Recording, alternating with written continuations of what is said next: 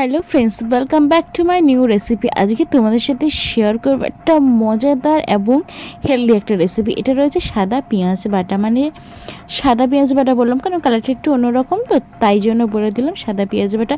আর সমস্ত কিছু আমি রেডি করে নিয়েছি। আর এখানে আমি টক দইটাকে একটু ভালো করে ফিটিয়ে নিচ্ছি প্রথমেই। আজকে রান্নাটা যেরকম হেলদি হবে সেরকম টেস্টিও হবে। তোমরা মানে ডায়েট খাবারও এটাকে অ্যাড করতে পারো। এবারে যেটা করছি আমি রসুন, আদা আর কাঁচা লঙ্কা ওটাকে একটু থেঁতে নিচ্ছি।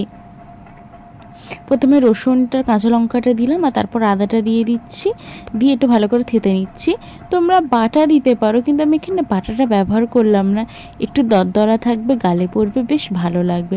তারপর কড়াটাকে গরম করে নিলাম, নিয়ে দিয়ে দিলাম সামান্য তেল, ওই ধরে নাও হাফ চামচ মতো তেল দিলাম। আর আগে থেকে না আমি যে সুইট কর্ন বা ভুট্টাটাকে সেদ্ধ করে রেখেছিলাম ওই 5 মিনিট মতো, সেই সেদ্ধ করা ভুট্টাটাকে দিয়ে দিলাম। দিয়ে এবার একটু 1-1.5 মিনিট মতো একটু ভেজে নেব, মানে হালকা হালকা গায়ে রং ধরবে, তারপর ওকে তুলে নেব।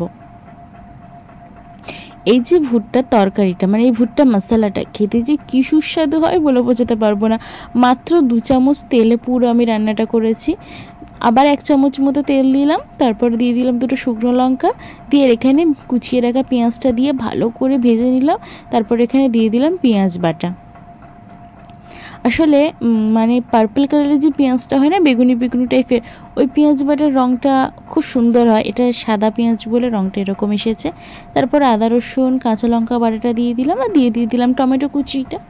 আর টমেটোটা আমি এখানে অনেকটা ব্যবহার করেছি যাতে এটা বেশ একটা ভালো গ্রেভি হয়।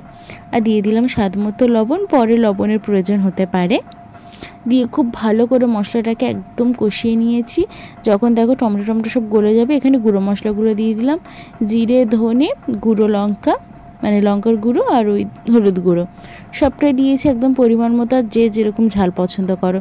আর এখন দিয়ে দিলাম আমি ধনেপাতার ডাঁটা। ধনেপাতার ডাঁটাতেই কিন্তু আসল ধনেপাতার ফ্লেভারটা থাকে।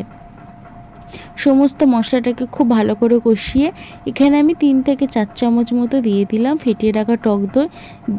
দইটা দিয়ে আবারও ভালো করে এটা মশলাটা মিক্স করে নেব। দেখতে পাচ্ছ রঙটা কতটা সুন্দর এসেছে। সত্যি বলছি, এটা না খেতে ভীষণ ভালো হয়েছিল। রেস্টুরেন্টে গেলেও তোমরা এরকম টেস্ট পাবে না এইভাবে রান্না করলে।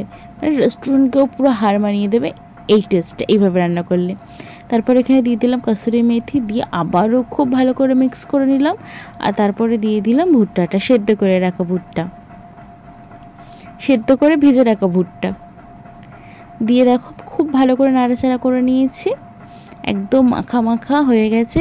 এবার আমি একটু জল দেব, বেশি দেব না, একটু জল দেব যাতে জিনিসটা আরও একটু বেশ মানে গ্রেভি আর গাঢ় গাঢ় টাইপের হয় আর কি। এটা রুটি পরোটার সাথে দুর্দান্ত খেতে লাগে, দুর্দান্ত। তারপর ওপর থেকে ধনেপাতা কুচি ছড়িয়ে আমি ঢাকা দিয়ে 5 মিনিট পরে আমি নামিয়ে নিয়েছি। দেখো যেরম দেখতে হয়েছে সেরম খেতে হয়েছে। টক দই দিয়েছি না, একটু টকটক ফ্লেভার, টমেটোর টকটক ফ্লেভার, ধনেপাতার টান টান ঝাল, দারুণ খেতে হয়েছে। আর একটু রসুনটাও গালে পড়ছে। একবার তোমরা বানিয়ে খেয়ে দেখো, দারুণ লাগবে।